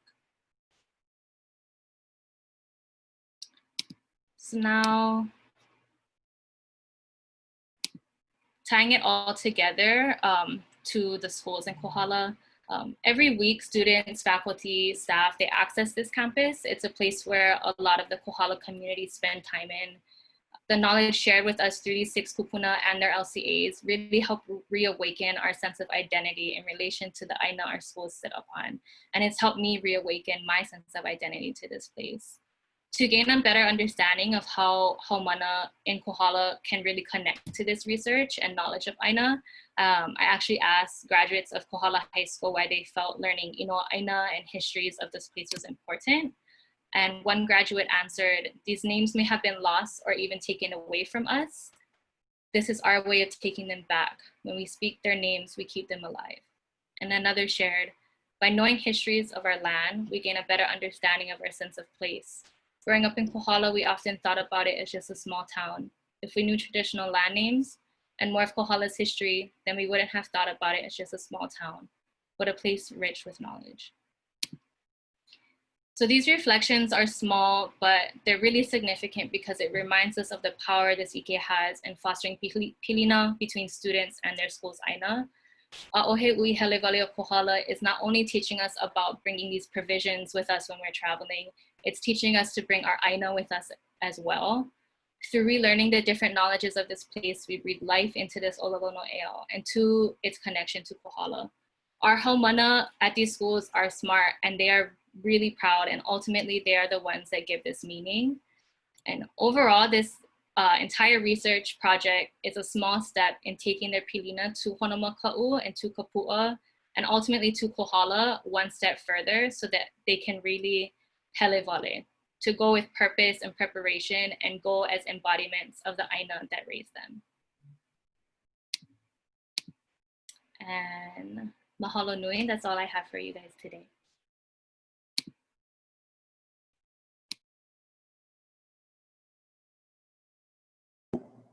Mahalo nui e pua, mahalo nui e nā haumāna.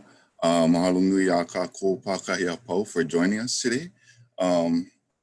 It's been really such an honor and a privilege to be a part of this program. Kalama, I didn't really introduce myself properly earlier, so and I had the privilege of humbly serving as one of the instructors for this year's program. I am not from Kohala, but do have some ties there to one of actually the oldest kupuna that I trace back to on my dad's side is from Ka'u, but he is actually buried in Pololu in Kohala. And so aloha kākou. I know we're a little bit over time right now too, but we're just gonna do a couple other things here. We're gonna kind of modify the end portion of our schedule. First of all, I wanted to start by really acknowledging each of our amazing haumāna. This program every year is always highly intensive. We demand a lot from the haumāna, and the kuleana to this hana is really demanding in and of itself. And the haumāna place a lot of pressure on themselves too because of the i'ini to really do some meaningful work that will really contribute back in a meaningful way to these places, to these people that we are privileged and honored to be welcomed into and to be familiar with the people of the places, the mo'olelo of these areas.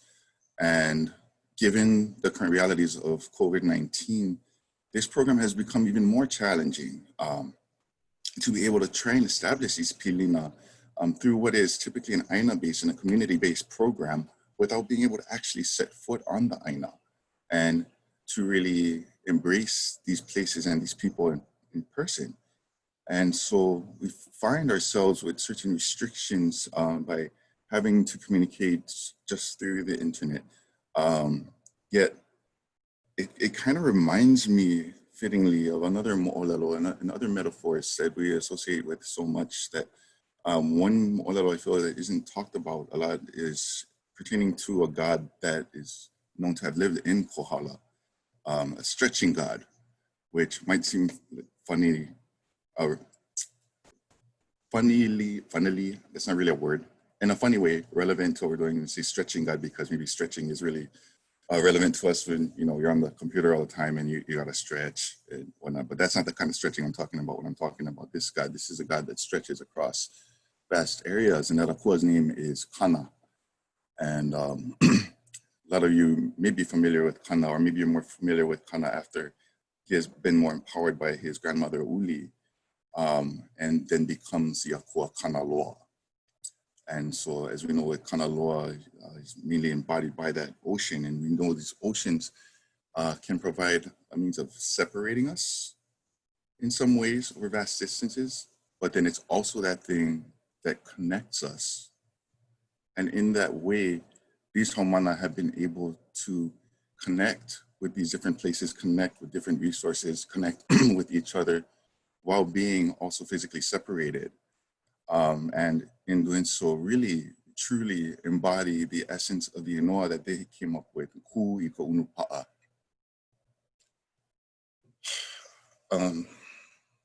These haumāna like Kohala continue to amaze and astound me, and we continue to learn so much lessons about resilience, especially in these challenging times that we live in the face of COVID-19, in the face of police brutality, in the face of inherent racism. Yet we find that aloha remains strong, remains pa'a. In the same way as that kokea remains pa'a in the harsh winds of the apa'apa'a, one of the few plants that can withstand that harsh wind, and is why that kokea is used as a metaphor for such resiliency.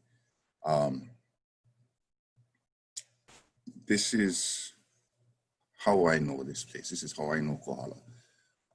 This is how I continue to see Kohala, and just want to say mahalo nui e Kohala i Kūnupaʻa. Pa'a i ke kokea, kore ai ka waha. O he ui hele vale, such a fitting olelo no eo, as Fua mentioned. This olelo no eo that talks about youth of Kohala always knowing to go in prepared, to never go empty-handed, to always bring something. And it just goes right to the heart of my, I was going to say the heart of my na'o, that's kind of redundant a little bit, but it fills me with such aloha to see these youth, these haumāna, really not just coming prepared, not just coming with makana, but to see haumāna kupa of this aina that are bringing really with themselves the identity of this place back. And this is a need that we've heard expressed by so many kupuna who have been expressing the fact that they want to see more youth who are interested in learning about the mo'olelo of Kohala and learning about the Inoa Aina, and really taking that and carrying it forward. You have kupuna like Uncle Fred Kachola, who has done numerous waka'i around Kohala to share his story of the birth of Kamehameha. You see that brought to life in a different way that now can be more easily accessible. You see the place names of different pu'u that have been known by different names, like, I forget the more recent name, but now we know to call it pu'u hoku'ula. And we see how it really shapes the aina around it in the way that the diverse agricultural systems from Lalamilo out to Waiapuka, including Puanui, shape themselves. And we understand how these are all very crucial elements to shaping the education of our youth through aina-based programs that can be built up even further with the knowledge as we see being developed here for Kauhuhu and for Honomaka'u, and for many of our older heiau, like Kukuipahu. And I'm excited to see what else grows from here, to see how healthy the kokea of Kohala will thrive in the hands of these youth. With that, I want to say mahalo nui e Kūikaunupaʻa. Mahalo to all of you who have joined us today. Mahalo to the kupa aina of Kohala. Mahalo to Kohala itself.